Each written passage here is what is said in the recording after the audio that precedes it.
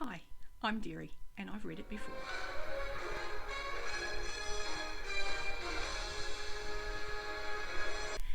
Today we're going to talk about Night Watch. Night Watch is one of the best Discworld novels. It is a little different from earlier Watch books though. It's not as blatantly funny as it has been in the past. That's not to say there's no humour, but it is a very different feel of humour.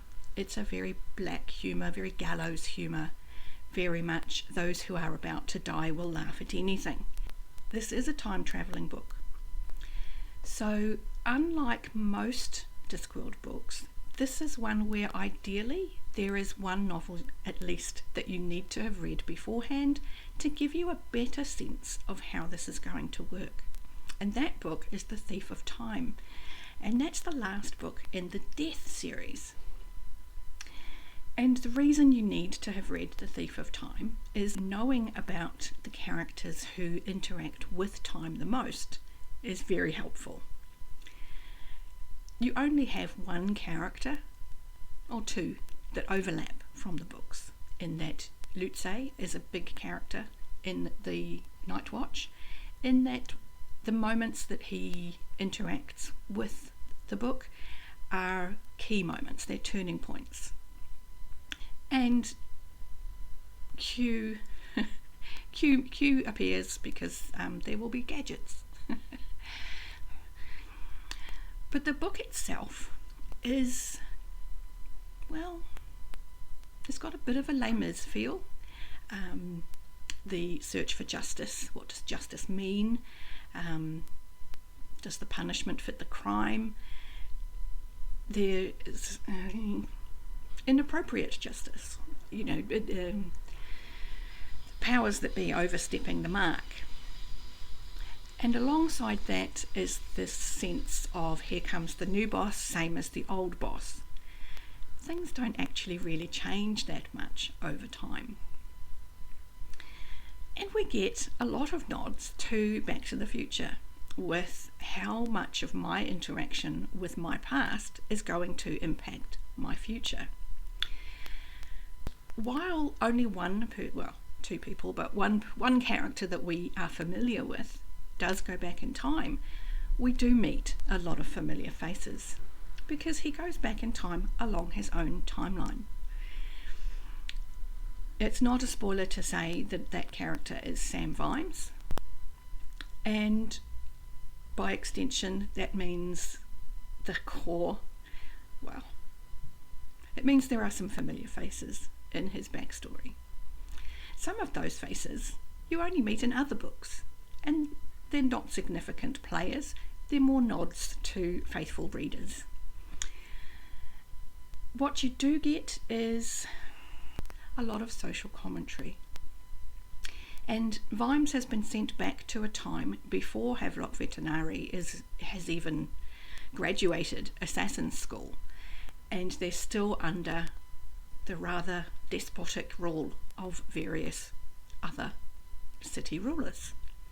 So things are very chaotic.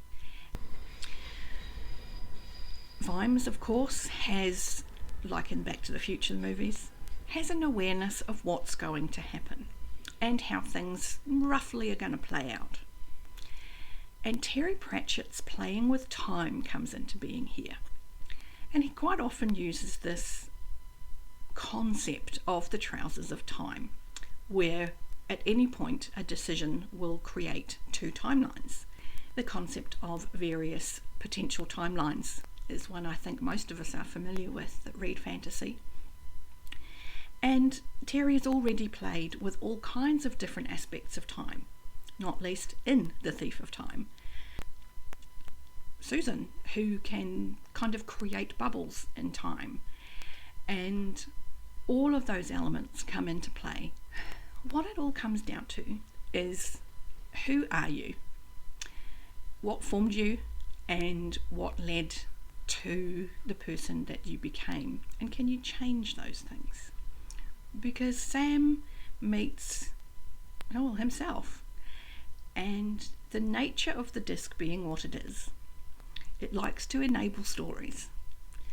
So in coming to the past, the two characters from the timeline in the present have already altered what would have happened. And that alteration allows Sam to take on a different persona that existed at the time. He goes by a different name and fulfills the role that person would have done. But because it's Sam and not the original person, he deals with it differently. Unfortunately, he doesn't necessarily change the broad strokes of the outcome. Small things are different, some things aren't.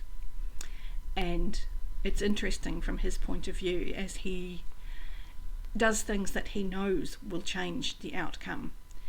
He knows that he can't do anything different, because to do something different would be outside of who he is as a person.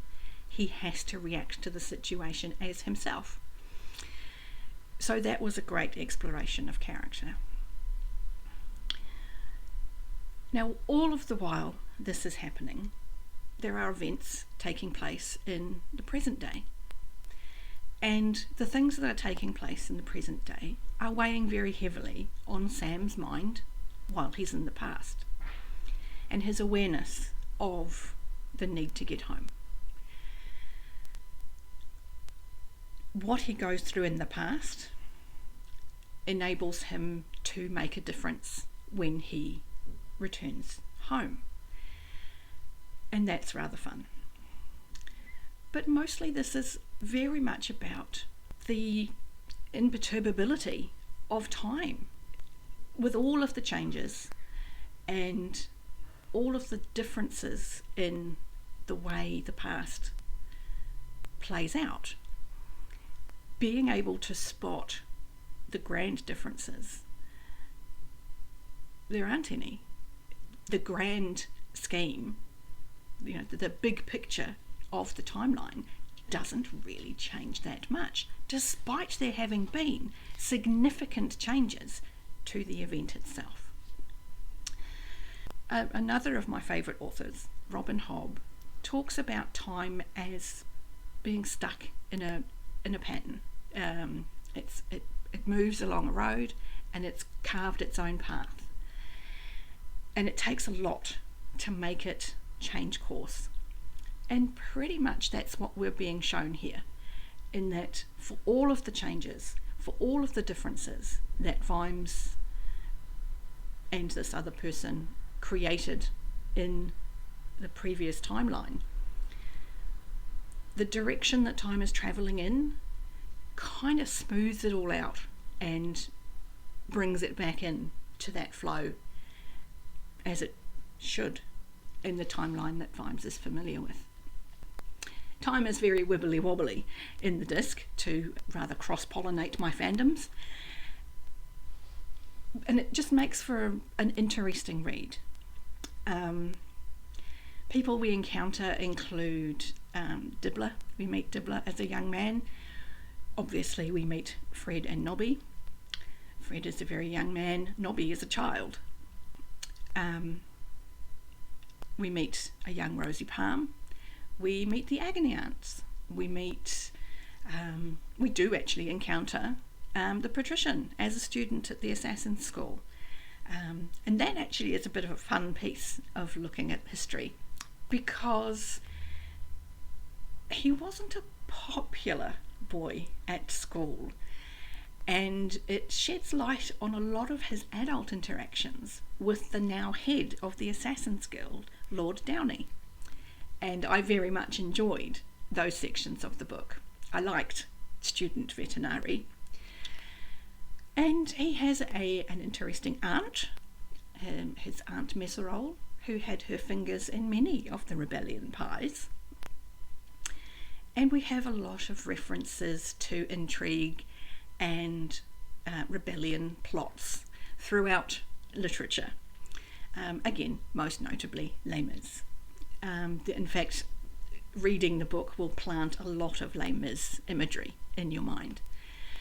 Not least an image of Red Shoe as a young man, as an alive young man, in his frilly shirt on top of a barricade waving a flag. Even as a young man, Reg was earnest. When you get to Night Watch, you will be familiar with the way that Terry uses language. You will be familiar with his usage of puns and situational humour. And while it is a change in tone, I don't think it will be less humorous. It won't be as laugh out loud funny, because the themes kind of don't go there. But it is amusing, and it is genuinely funny at the same time as, like all watch books, having quite a lot to say about people and how we interact with each other and when we take a stand and how much it takes for a populace to take a stand. I mean, it goes with the old saying, you know, what does it do for evil to succeed? For good men to do nothing. And that gets touched on a fair bit here too, in that how could you let this happen? How bad do things have to get before you stand up and say no, this is not okay. So yeah, Terry had his big social injustice boots on to give this particular story a kicking. And it makes for a very heartfelt story, which I very much enjoyed. And I very much hope that you enjoy it. And I can't really say anything more to the story because it would spoil far too much. And like I've said before, that is not my aim in these videos. I am not here to spoil any of these books.